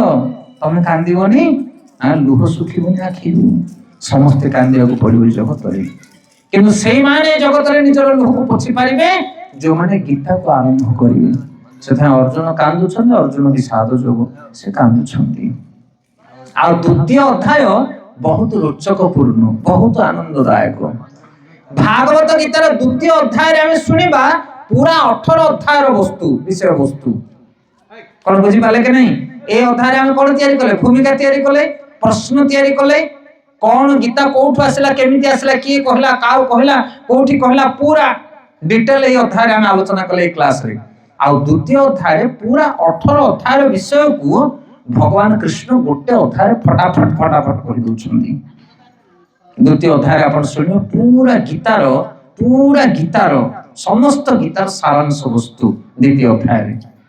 तापर तृतीय अध्याय को गला परे भगवान को अर्जुन पचारछन कहछन कोन तरबरी आही सब फटफट कहि पळेलबा मु किछि बुझी पारली नाही। तापर गोटिए कथा को से आड़े पचारिबे आ जोटा पचारिबे सेति पई गोटे अध्याय आ गोटे प्रश्न पचारे ता पई आ गोटे अध्याय सिस्टम देखि परछन केते बढ़िया आइछि। सेते द्वितीय अध्याय ए अध्याय ठार मध्ये और इंपोर्टेंट अध्याय कारण द्वितीय अध्याय जदि जण सुनिबो ताहले पूरा गीता को 4 लाइन ले से सुनिबो बुझि पारतो ना केमि सिस्टम रे तयारी हिची कथाटा। सेते द्वितीय अध्याय आपण माने आसन शुरू करी हम आलोचना करिबा आसन अध्याय रे। आ द्वितीय अध्याय आरंभ हो भगवान कृष्ण कोन करछंदी ना अर्जुन को देखि के हसुछंदी आगे अर्जुन कांदी की मिलो मान अर्जुन को दुरावस्था देखुछन ना से कांदुछंदी युद्ध क्षेत्र रे किंतु भगवान कृष्ण हसुछंदी कि विचित्र कथा देखो जने सांग कांदुचे आ जने ताको देखि कि हसुछंदी कहछंदी एई भलिया दुर्भावना तो मनरे कोठ आसिला अर्जुन बहुत सुंदर प्रसंग आगु हम सुनिबा। ए प्रसंग रे गोटे कथा हम कहे कारण अर्जुन जेते मन दुख करछन ना ए जेते प्रकार सब प्रयास करछनी भगवान कृष्ण गोटे चुटकी रे सब ठुस करे देबे कभी ये सब बेकार का जिनस हटा ताको से युद्ध कर सेते आमे भी बेले बेले अंटा भिड़ी की घरे बसे हे आमे सब पियाज रसुन छाड़ी पारिबु ना आमे जप करि पारिबु पूरा टाण हे कि आमे बसे किंतु थरे जाई सत्संग करो तम टाण सब ढिला हे कि को बुझी पारतो ना से बाण जेतले बाजिबो ना सेतले जेडे टाणुआ लोक हले मध माछ छाड़ी दे कि भजन आरंभ करिवो थरे जाई कि देखो शब्द भेदी बाण सी हमर सब टाण कोन हो लूज पड़िथियो सेठी जेमते अर्जुन टाण नै कि बसी मु युद्ध करबी नाही थरे सुनी कि देखो करिवो नाही तमे जेंति करियो आ कि सेंति करिबेनी आमी भी घर कहचे कि नहीं माछ आइसो मो द्वारा छाड़ी हबो ना ये जप फप मो द्वारा हबोनी अरे हबोनी कोन तमे आसुनु 4 दिन हम संगरे सब हबो तमे जेंति करियो आ कि सेंति करिबेनी सेते द्वितीय अध्याय बहुत महत्वपूर्ण अध्याय। भगवान कृष्ण कोन पय हसन जान्छन अर्जुन करे देखि कि गोटे छोट उदाहरण कहले आपण माने बुझि पारिबे जेमिति गोटे पंचम षष्ठ क्लास रो गोटे पिला से साइकिल धरकी जाउछ ट्यूशन कि स्कूल हेले ट्यूशन आसला बेले तार साइकिल रो चेन टा खसी जाइछि आ चेन खसी कोन छै ना पछपटे क्रैक रे टाइट हे कि लागि जाइछि जा फल चक्काटा हो गडुनी हेले पछ चक्का जतले न गडुछि ना से चले पारुछि ना से आसी पारुछि अधा बाटरे कोन करछ ना पछ चक्काटा को से टेकी कि धरि कि आसी हेले कि दुर्दशा देखुछ ना नहीं साइकिल रो पछ चक्का को टेकी थो बैग लोड करथबो धरि के आसु साइकिल रो टेकी बाटरे तार निज लोक के जने हाबडी गला कहला अरे कोन टेकी धरि के आसु ना साइकिल खराब तारे से बड़ लोकटा उठी के संग कोन गला ताको देखि ता मुंड को बाहर पकेला कहला बायाटा साइकिल चलु एति की ज्ञान तोर नाही कहि कि पछ को बुले देला चेन टा खसी गला जतले ता से लागि गला कहला एथरा बसी कि चाल बुझी पालो ना स्टोरीटा तो सही भली भाबरे अर्जुन जो कांदु छथि छटपट हे कि तांको कारण बेसी बड़ नुह जस्ट साइकिल चेन पछ चकारे क्रैक लागि गला भलिया कृष्ण तांको मथा को बाडे कहि एथि पई कांदु छ अर्जुन ए पर सॉल्यूशन संगे संगे दे चला एथरा साइकिल हरि बोल सेता गोटे चुटकी रे भगवान सब समस्यार समाधान बते देबे। तो आसंता अध्याय हमें भगवत गीतार द्वितीय अध्याय विषय श्रवण करबा। निताय गौर प्रेमानंदी जगत गुरु श्रील प्रभुपाद की जय।